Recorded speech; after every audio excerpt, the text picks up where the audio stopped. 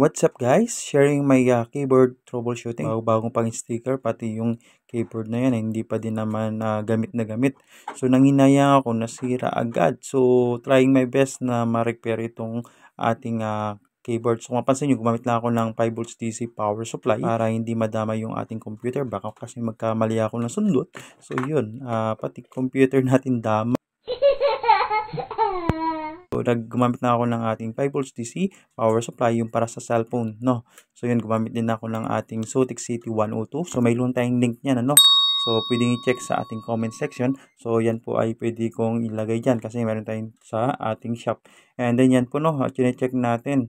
Okay, so, chine-check natin yung voltahe. So, bumabagsak nga. Naging 1.2, 1.1 DC lang. So, bumabagsak yung voltahe. So, ibig sabihin, may short doon.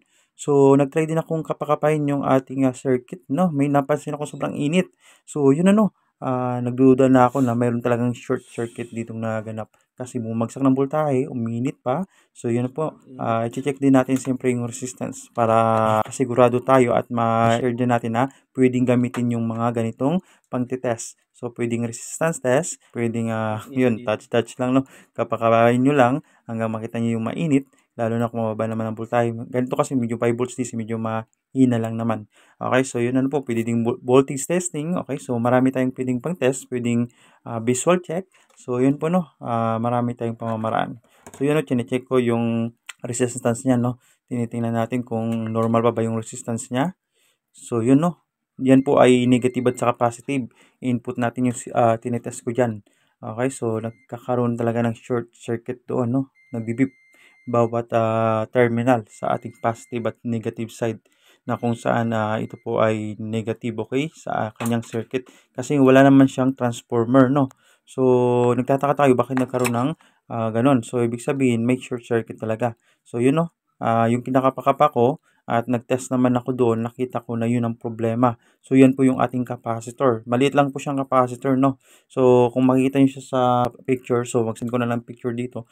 So, ganyan lang po ang kanyang itsura, no? Sobrang liit niya. Okay, kaya dahan-dahan lang din tayo baka kasi makadamay tayo ng ating ibang piyasa. So, yan po no, gumamit tayo ng soldering iron, pati siyempre yung ating tweezer. So, yun ano po, kulang lang tayo sa ating tools pa sa mga pang-SMD type na mga components. Pero yan po ay inuutay-utay na natin, no, para tayo po ay makapag-repair lalo na sa mga cellphones or sa mga motherboard, no, board label problem or troubleshooting. So, yan po, no, tinitingnan natin kung ano pa ba ang problema doon. Nag-visual check din tayo, okay? So, tapos titest ko ulit, no, titest ko ulit using our ohmmeter. So, mapapansin naman natin yan, no, mawawala yung kanyang short. So, kanina kasi nagbibip, no.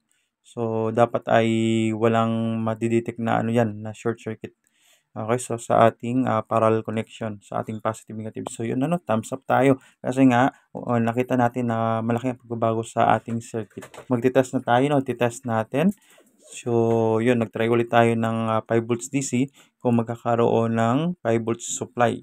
So yun, pansin nyo na lang sa video natin, magkakaroon siya ng supply. And then, wala na ding uminit, no? Nagkapakapa din ulit tayo. So, by our sense, okay, using our sense, ay yun, wala namang problema. So, yun no, titest natin using our 5 volts DC power supply kung bumabagsak pa din po ba yung voltahe.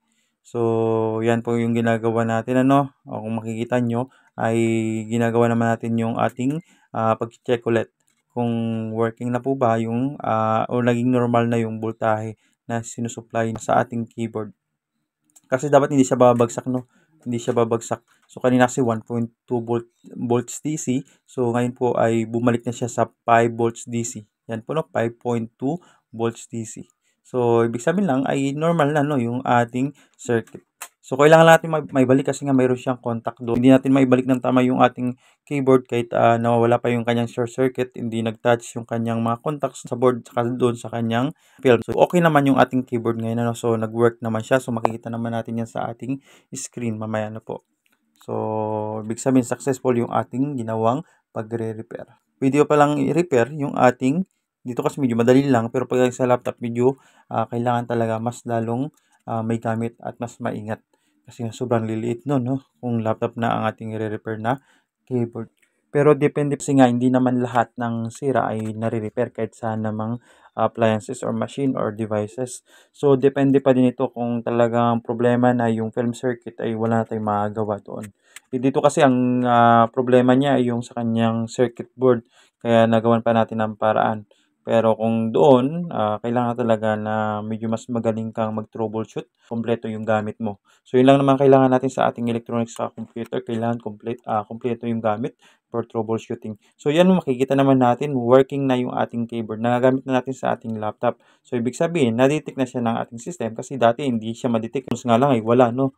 So ibig sabihin, dead yung ating keyboard. So ngayon ay working na siya. So ibig sabihin, buhay na ang ating keyboard. Thank you for watching! Bye-bye!